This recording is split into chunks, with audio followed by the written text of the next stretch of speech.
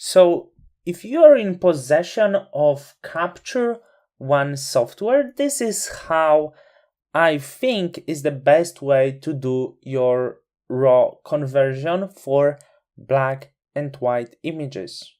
First of all, if it's your first time with Capture One, you probably wonder how to import your images. Nothing more simple, just by pressing File, Import Images, and then you just need to find your images on the computer and hit Import. All of the images important you will see over here in the recent imports, but how to do the conversion itself? You see, we have few panels we're going to work. For your work, most important panel is this color panel and exposure panel. I believe this is the name, exposure. Yes, I was right, exposure panel. So this is most important panels for black and white. Also, you can sometimes work with local adjustments, which contains the information of both the color and exposure, and it allows you to work selectively on the certain mask by creating masks over here in local adjustments, new layers, not masks but new layers, and on these new layers allows you to create the masks so you can work selectively. But let's go back a little over here to the exposure, because this is what interests us the most. We have pretty strong highlights and we want to see everything better in Photoshop when we'll be retouching. So I'm going down with highlights and slightly down with shadows, but not really much because this is rather bright image.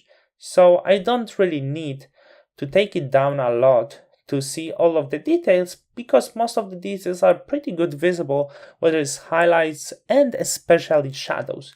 To make sure I did everything right, I can go back to color, black and white, and just enable black and white to see that everything here is correct. If it's not, I could just go up over here and let's see, this is too bright, so I would go down with exposure, bring some highlights, and once I'm sure this is enough for my processing, I can disable black and white and I would be ready to process the image and go into Photoshop.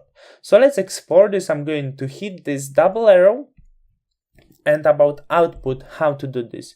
You see, we have process recipes over here.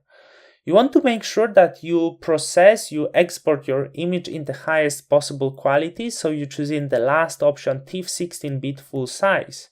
You can also choose PSD, which is Photoshop file, but I recommend you to work with TIFF. This is how I work. I like to have the actual image layer, so I'm sure once I export, I have what I've done. In process recipe, we have format TIFF. Make sure it's 16-bit. Don't change this into 8-bit because you want to have more details on the image. Options uncompressed, scale 100%. And in summary, you can see everything. And about the destination, this will be very important.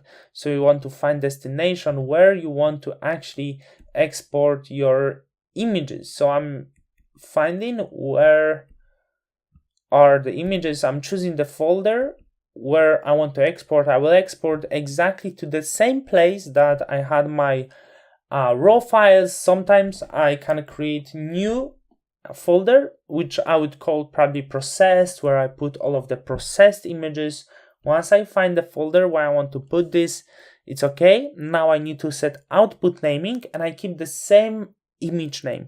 The reason is why I keep the same image name, because it's way easier for me and for others to locate the image and compare before and after and see everything what you need if you save under the same image name. If you are sure of everything, you're ready to hit process and start your work in Photoshop after this.